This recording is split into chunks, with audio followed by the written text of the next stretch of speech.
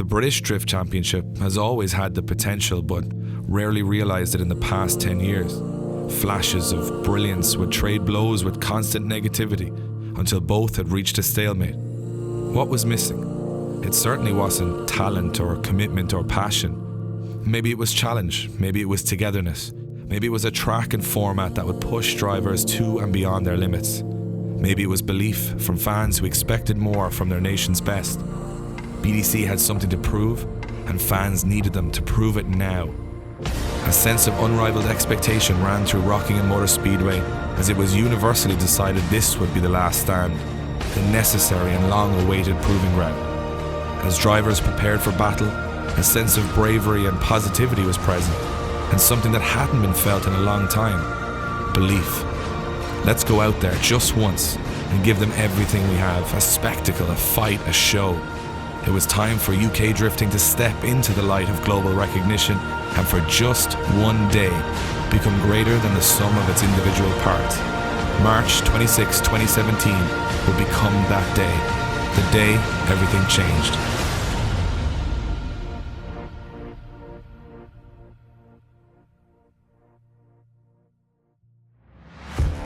We're just here lined up for our first practice lap. New engine, basically a new build. I'm nervous, excited, I don't know what to expect, but I just can't wait to do one lap and just see how everything goes. Hopefully everything will be alright. I haven't driven this car since last year, as it was a busy winter trying to get this car built. But hopefully it'll work and hopefully it'll go to plan. First round of the season, pressure's on, everybody's stepping up their game and pushing hard. Just watch me now. Just watch me now. Just watch me now. Just watch me now. I got something for you. I need more for you. You won't believe your eyes. Just watch me now. Just watch me now. Just watch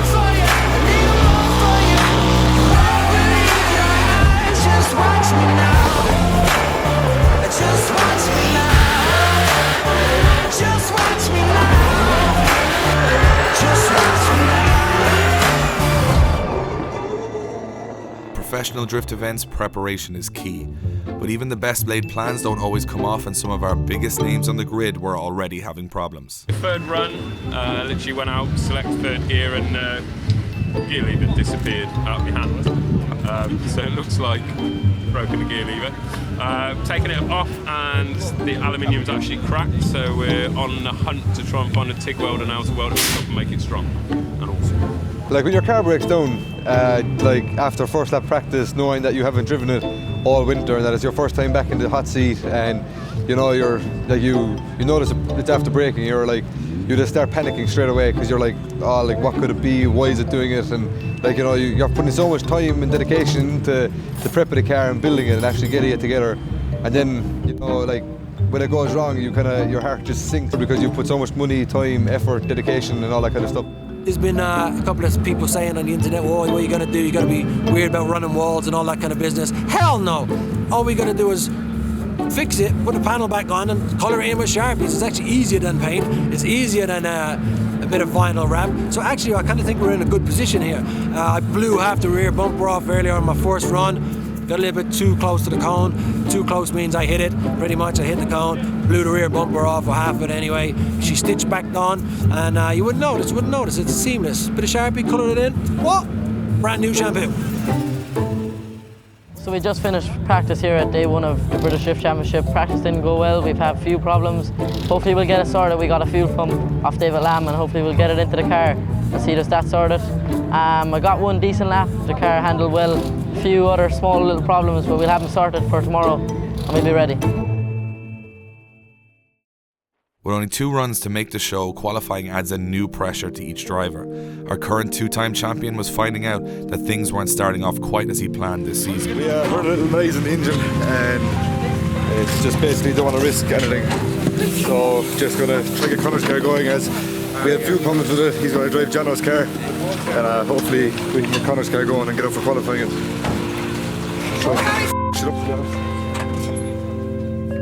The S14 has suffered bottom end failure, and Jack has had to change the seats, and they have a fuel problem with this car, which is Connor's car, and now he's got to go back out for his first qualifying run in a car that he's used to. But he has not done one lap in this car this weekend, and it's a different setup from last year, and they're having fuel issues. You talk about pressure on your current champion, you're looking at it right now. Jack Shanahan, what has he got?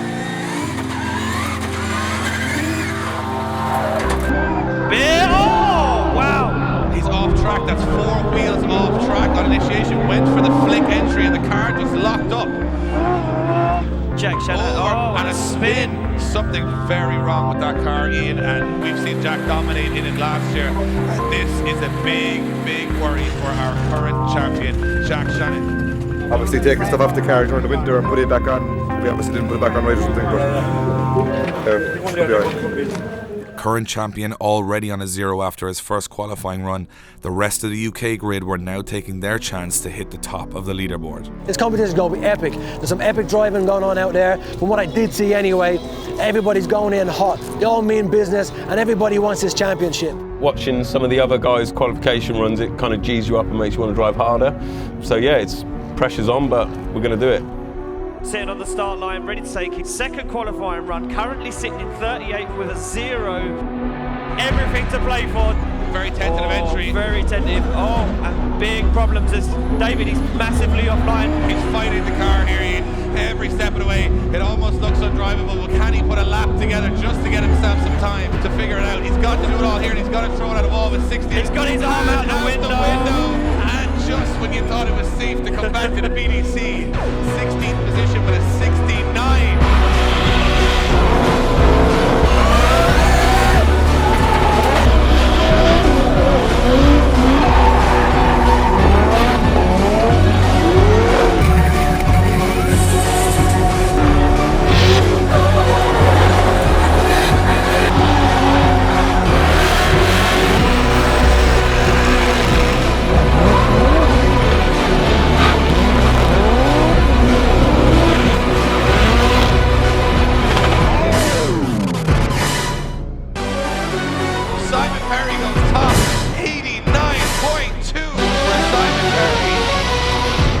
Clip the walls, the crowds love the walls, we love the walls, we want more walls.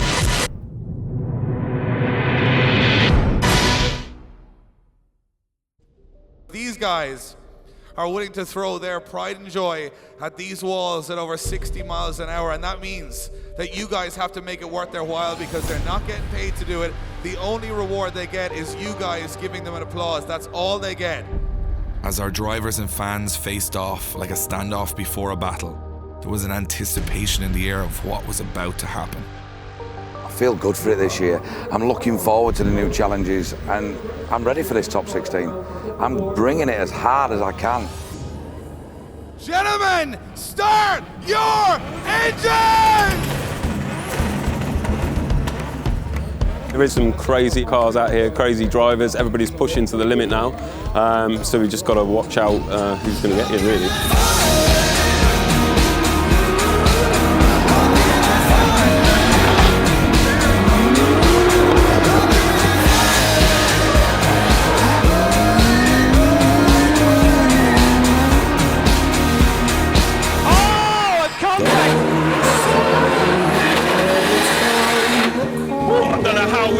We didn't make contact there, like it was just hopes and dreams. I looked up on the last corner and I saw he was going like too deep and hit the wall, and luckily I just got myself round.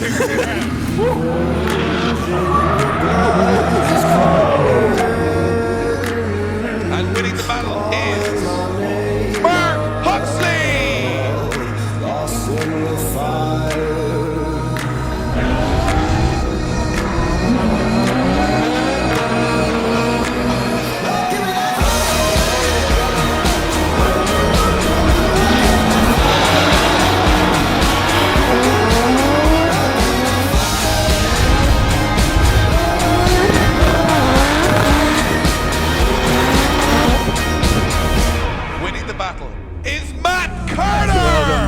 So yeah, no, I battle against Matt Carter. He's really, really fast. So I tried matching his speed on the entry, and I just had to correct so much to stop myself falling off the track. And then after that, it was just playing up a catch-up game, a lot of scrappy driving from myself, and yeah, he got the win. But I don't think we fared too bad. for the first event in this car, so I'm really happy with how things are shaping up. I just need to dial a bit more grip in, and I'll be back on the forum to score. Thank you very much for your help.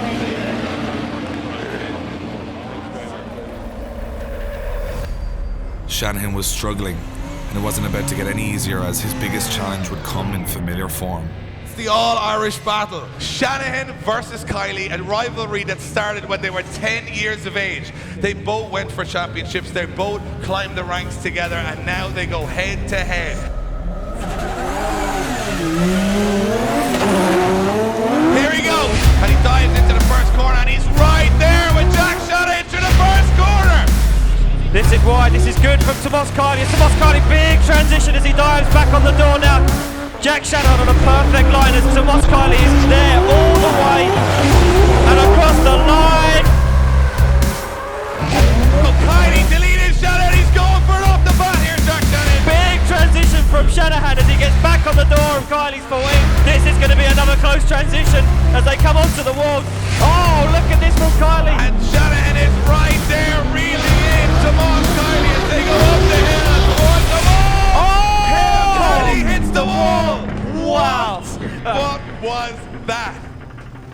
The scores are in, and we're going for a one more run. With the judges calling this one a dead heat, we were going to a one more run. Kiley, knowing there wasn't much left on his tyres, would choose the lead position. First corner they go, and late initiation from Tomas Kiley as he stays wide on the track, knocking the cone. Shanahan avoiding the impact and staying right with Kiley here. As they transition into the second course, you can see Tomas Kiley now trying to edge that gas, but Shanahan is right there, and Shanahan makes a huge dive, stays on the door. Shanahan is all over the back bumper of Tomas Kiley.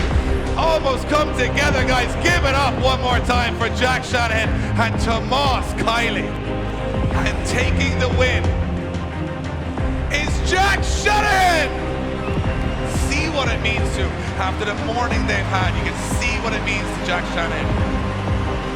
With Jack battling his way to the top 8, attention turned to his younger brother Connor, who was about to go up against the most experienced driver on the grid for a spot in the semi-final. Well, it's the youngest against the oldest, so I should be able to school him, but he might school me. You don't know this, but I feel good, feel confident. The car's worked all day, crowd's been great. What more can you ask for? Here we go, Perry to chase in Shanahan for a spot in the semi-final. Big entry there from Conor Shanahan as he throws it down now. Look at this from Perry, starts to make the dive, Dave, as they come round. Really, really good run here from Shanahan out front, but Perry... Not the way he's running the wider line there, Perry, as he is right with Conor Shanahan. Look at this! Perry's on a very, very good qualifying line, top spot qualifier, and Shanahan looks to be left a little bit in the smoke from Perry's GTR. Taking the battle is Simon Perry! I gave it everything, but it didn't work this time, but he just beat me. But I'll be back in my own car to make it 1-1 next round. Pro-Am driver Oliver Evans had not lost a battle all weekend, and the unknown would come up against his biggest challenge in his short career, our two-time champion Jack Shanahan. With Shanahan wounded and on the ropes, could Evans do the unthinkable? Shanahan's got to get himself back into this, and he's going to do it at the transition. He's got to dive here, but look at the speed of Evans, and now Jack Shanahan's starting to make the move to the late transition. Oh! Big dive for Oliver Evans as he tags the door of Jack Shanahan's S13. Taking the battle is Oliver Evans. Kind of underestimated him a lot, and he beat me fair and square. Awesome driver, and after winning semi-pro yesterday and then to come through with the pro to be a top 4 already, he's going to kick Simon Perry's ass, and then he's going to go win the event, so I hope he does. Unbelievably, Evans would go through to the final, leaving Perry a heavyweight battle with Mark Huxley for the final step on the podium. The two most mismatched cars on the grid were about to bring the house down. Perry runs the wall, big transition there from Huxley as he looks to hunt down Simon Perry, and he does. Right on the door here as they go across it, and Perry's back in the game again. As Huxley goes right to the wall. Guys, give it up for Mark Huxley and Simon Perry fighting for third place on the podium.